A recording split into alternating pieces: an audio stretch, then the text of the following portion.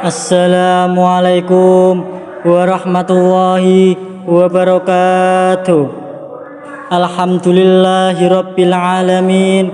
Wa bihi nasta'in wa ala umurid dunya waddin. Wassalatu wassalamu ala asrafil anbiya wal mursalin wa ala alihi wa sahbihi wa man tabi'ahum bi ihsani ila yaumiddin. Rabbi shrah li sadri wa yassir li amri wahlul 'uqdatam min lisani yafqahu qawli amma ba'du. Yang terhormat Dewan Juri dan yang saya hormati yang hadir majelis di sini.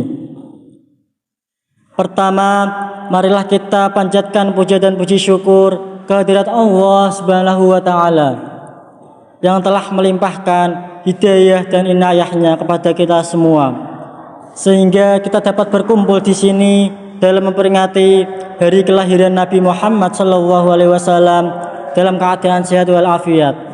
Tak lupa sholawat serta salam kita haturkan kepada junjungan kita Nabi Agung Muhammad SAW yang kita nantikan syafaatnya di yaumul akhir nanti. Amin ya rabbal alamin. Hadirin yang dimuliakan oleh Allah Subhanahu wa taala, setiap tanggal 12 Rabiul Awal kita sebagai orang muslim kita memperingati hari kelahiran Nabi Muhammad SAW yang sering disebut dengan Maulid Nabi. Pernyataan tentang Maulid Nabi ini tidak diperintahkan khusus dalam Al-Quran maupun Al-Hadis. Meski tidak ada perintah yang tegas, tidak ada perintah larangan maulid yang jelas, hal ini dalam Islam dinamakan dengan mubah. Sesuatu yang mubah akan mendapat pahala bila ada niat dan tujuan yang baik. Hadirin yang dimuliakan oleh Allah Subhanahu wa taala, Nabi Muhammad SAW lahir dan dibesarkan dari keluarga yang sederhana. Dari usia dini beliau sudah menjadi yatim piatu. Ayahnya wafat saat beliau masih dalam kandungan.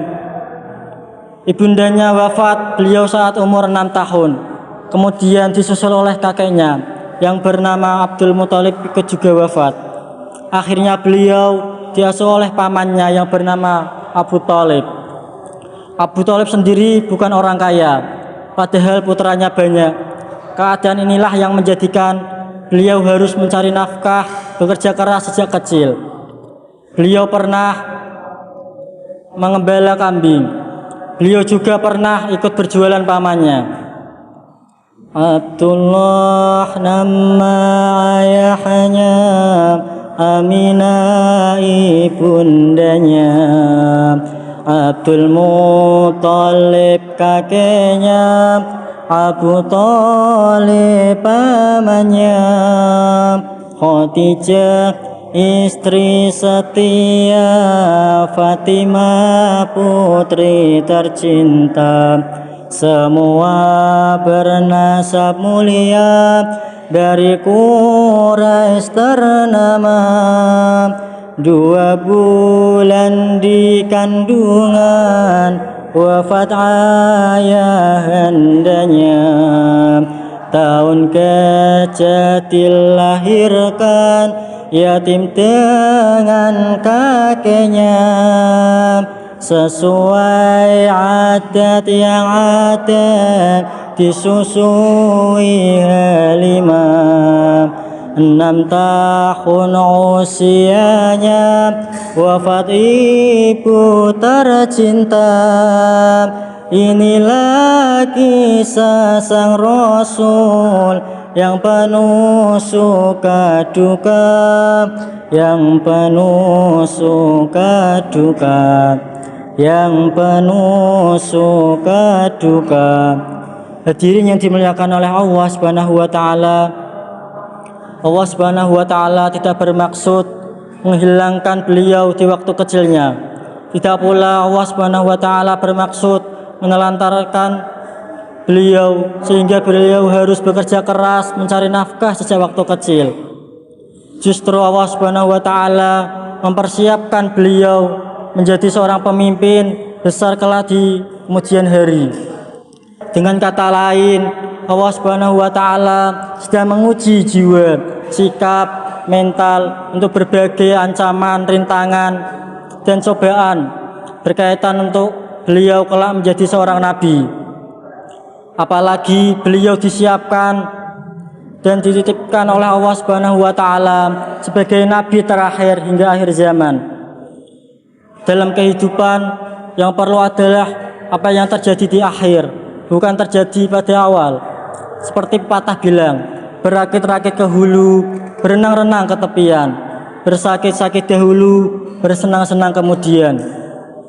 Kita sebagai umat Islam harus bisa meneladani sikap, akhlak, dan perilaku Nabi Muhammad SAW. Sebagai contoh yaitu pertama, bersikap jujur. Yang kedua, harus optimis, bekerja keras, dan bersabar dalam menghadapi cobaan.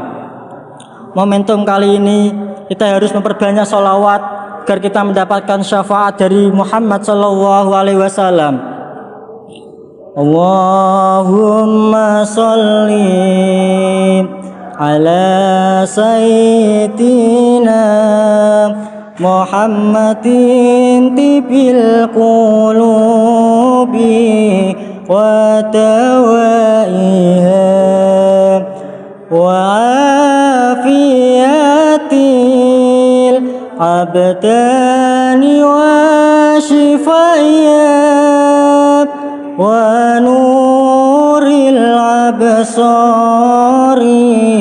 wa diyaiha wa ala alihi wa sahbihi wa sallim. Demikian dari saya, semoga bermanfaat yang saya sampaikan. Semoga kita tergolong umat Nabi Muhammad SAW.